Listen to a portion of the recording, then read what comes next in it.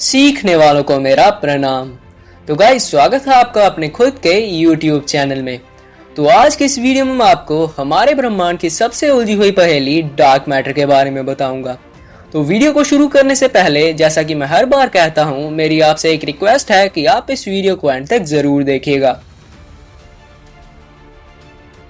तो dark matter के बारे में जानने से पहले हम ये जान लेते हैं कि हमें कोई भी चीज क्यों दिखाई देती है। अगर आप अपने कमरे में चले जाएं जहां पर सिर्फ अंधेरा ही होता है तो वहां पर आपको कुछ भी नहीं दिखाई देगा, और जैसे ही आप अपने कमरे की लाइट को ऑन करेंगे तो वहां पर मौजूद आपको सभी चीजें साफ साफ दिखाई देने लगेंगी। अभी आप सोच रहे होंगे कि ये कैसी बात कर रहा है। दरअसल मैंने ये एग्जाम्पल इसलिए उठाई ताकि मैं आपको बता सकूं कि हमें कोई भी चीज इसलिए दिखाई देती है क्योंकि वह चीज या तो लाइट को रिफ्लेक्ट कर रही होती है, या फिर वह लाइट को एब्जॉर्ब कर रही होती है, और या फिर वह खुद ही एक लाइट का सोर्स होती है, जैसे कि आपके कमरे की लाइट थी और हमारा सूरज या फिर चांद है। और हमारे ब्रह्मांड में मौजूद ये सारी चीजें जिन्हें हम देख सकते हैं वह इसी प्रिंसिपल को फॉलो कर रहे हैं। ऐसे सारे मैटर को हम ऑर्डिनरी मैटर कहते हैं। आज तक आपने और मैंने जिस भी यूनिवर्स को देखा है वह ऑर्डिनरी मैटर से बना हुआ है।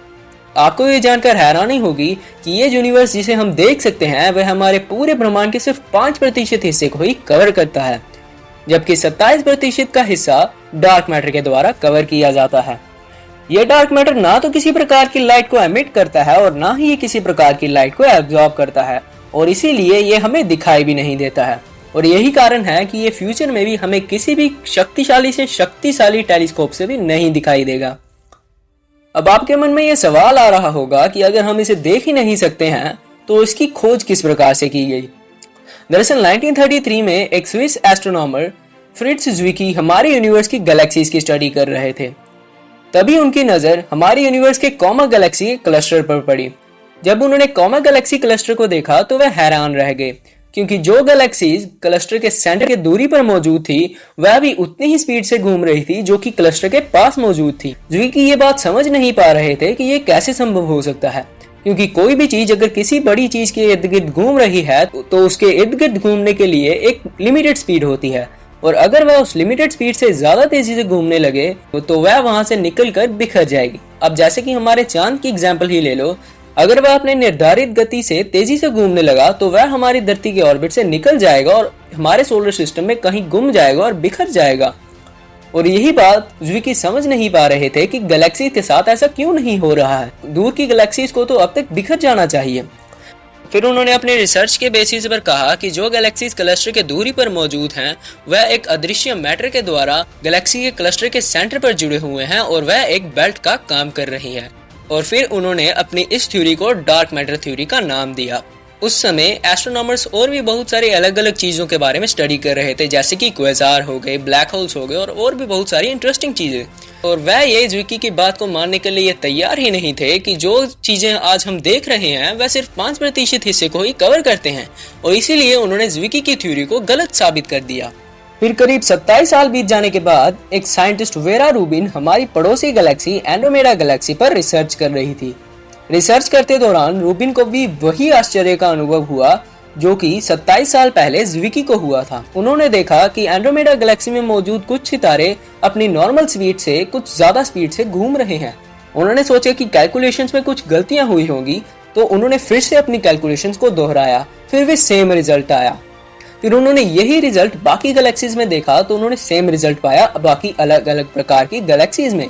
फिर उनके दिमाग में आया कि इन सितारों की गति के पीछे बस 2 ही कारण हो सकते हैं। पहला कारण कि हमारे महान फिजिस्ट न्यूटन के लॉज गलत थे और उनके लॉज को मॉडिफाई करने का समय आ गया था, या फिर दूसरा कारण ये कि उनके बीच में एक अदृश्य मैटर मौजूद है जो कि उन्हें स्टेबल बनाए रखता है और उनकी स्पीड को बढ़ाया जा रहा है।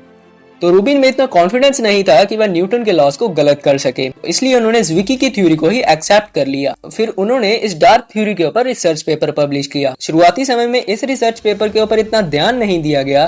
फिर कुछ समय बीत जाने के बाद बाकी एस्ट्रोनॉमर्स ने भी सेम रिजल्ट्स पाए और फिर डार्क मैटर थ्योरी का जन्म हुआ।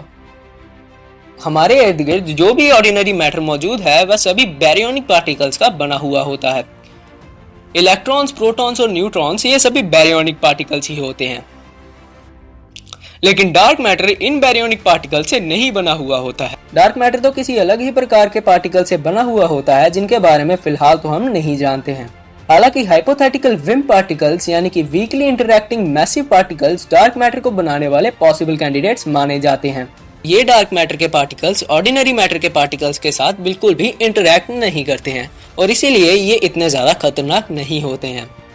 माना जाता है कि ये डार्क मैटर ब्रह्मांड के स्टार्टिंग पीरियड में ज्यादा मात्रा में पाए जाते थे और इसी वजह से उस समय के सितारे हाइड्रोजन एटम की जगह डार्क मैटर का इस्तेमाल करते थे लाइट को प्रोड्यूस करने के लिए।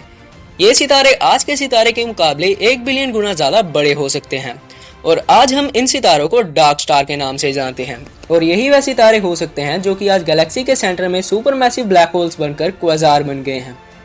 अगर आप क्वाजार के बारे में नहीं जानते हैं तो मैंने पहले ही क्वाजार के ऊपर एक वीडियो बना दी है, तो आप ऊपर बने आई बटन के ऊपर दबाकर उस वीडियो तक पहुंच सकते हैं। वैसे तो डार्क मैटर की एग्जिस्टेंस के बहुत सारे एविडेंस हैं, परंतु इसका सबसे अच्छा सबूत ग्रेविटेशनल लेंसिंग है। अब ये तस्वीर देखिए जो कि हबल स्पेस टेलीस्कोप द्वारा गैलेक्सी क्लस्टर की ली गई है। अब इमेजिन कीजिए इसी गैलेक्सी क्लस्टर में से एक गैलेक्सी है। अगर इस गैलेक्सी की लाइट की किरण हमारी आंखों तक सीधी पहुंच सकती है तो ये गैलेक्सी हमें एकदम नॉर्मल दिखाई देगी, परंतु अगर इसके पास में बहुत सारा मास हो जो स्पेस टाइम कर्व्स बना रहा हो तो लाइट का रास्ता बेंड हो जाएगा और हमें ये गैलेक्सी कुछ इस प्रकार से दिखाई देगी और इसे ही हम ग्रेविटेशनल लेंसिंग कहते हैं। और ये एक सबूत है कि डार्क मैटर सिर्फ सितारों के बीच में ही नहीं बल्कि गैलेक्सी के क्लस्टर के बीच में भी मौजूद होता है और ये उन्हें स्टेबल भी बनाए रखता है। अब जैसे कि मैंने आपको पहले ही बताया कि ये डार्क मैटर के पार्टिकल नॉर्मल मैटर के पार्टिकल्स के साथ बिल्कुल भी इंटरैक्ट नहीं करते हैं, तो क्या होगा कि अगर ये नॉर्मल पार्टिकल्स से रिएक्ट कर जाएंगे। ऐसा माना जाता है कि डार्क मैटर क्लम्प्स यानी कि छोटे छोटे गुच्छों में पाए जाते हैं। ये क्लम्प्स 1 माइक्रोन मीटर यानी कि 10⁻⁻⁶ मीटर लंबे हो सकते हैं। अगर ये हमारी बॉडी में एंटर करेंगे तो इनका इफेक्ट किसी बुलेट से भी कई गुना ज्यादा होगा। इनका टेम्परेचर 1 करोड़ डिग्री सेल्सियस तक हो सकता है, मतलब कि ये हमारे सूरज से भी कई गुना ज्यादा गर्म होते हैं। और अगर ये आपकी बॉडी में से गुजरे तो ये आपकी बॉडी में एक छेद करते हुए निकल जाएगा और आपके शरीर में एक प्लाज्मा होल बना देगा। लेकिन क्या आपने कभी सुना है कि किसी की बॉडी में एक ऐसा होल हो, या फिर आपने कभी ऐसा सुना है कि किसी को डार्क मैटर की वजह से नुकसान पहुंचा? मुझे यकीन है कि आपने ये कभी भी नहीं सुना होगा। तो अगर ये डार्क मैटर इतना खतरनाक है तो अभी तक इसने किसी को नुकसान क्यों नहीं पहुंचाया? दरअसल ये बात है इसकी डेंसिटी की। हमारी ह्यूमन बॉडी की जो डेंसिटी होती है वो करीब 10⁻³ kg पर मीटर क्यूब होती है और इसकी एवरेज डेंसिटी है 10⁻⁻12 kg पर मीटर क्यूब और इसी वजह से ये किसी को भी नुकसान नहीं पहुंचाता है। अभी इस वीडियो को देखते देखते आपके मन में एक सवाल और आ रहा होगा कि अगर हमारी बॉडी के पार्टिकल्स भी इस डार्क मैटर के पार्टिकल से बने हुए होते तो क्या होता? तो इसको बताने से पहले मैं आपको बता देना चाहता हूँ कि एक टिपिकल ह्यूमन बॉडी जिसका वेट 70 kg होता है उसके अंदर 7 × 10⁻27 एटम्स मौजूद होते हैं। एक एटम में 3 सब एटॉमिक पार्टिकल्स मौजूद होते हैं और ये सभी पार्टिकल्स एक दूसरे से अलग अलग फोर्सेस से जुड़े हुए होते हैं। और अगर हम इन सभी पार्टिकल्स को डार्क मैटर पार्टिकल से रिप्लेस कर दें तो आपकी बॉडी के सारे ऑर्गन्स काम करना बंद कर देंगे।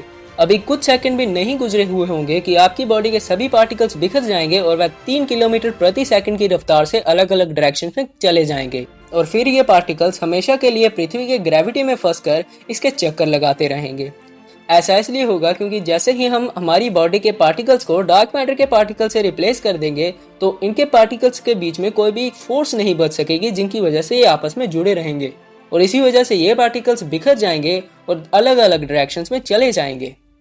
तो गाइज ये तो बात हो गई डार्क मैटर की। इसके अलावा हमारे ब्रह्मांड में इससे भी ज्यादा मात्रा में मौजूद एक चीज है जिसे हम डार्क एनर्जी कहते हैं। तो अगर आप डार्क एनर्जी के बारे में जानना चाहते हैं तो मुझे कमेंट सेक्शन में नीचे कमेंट कीजिए, मैं अगली वीडियो उसके ऊपर बना दूंगा। तो तब तक के लिए अपना ख्याल रखिएगा और सबसे जरूरी बात, नई नई चीजों को सीखते रहिएगा।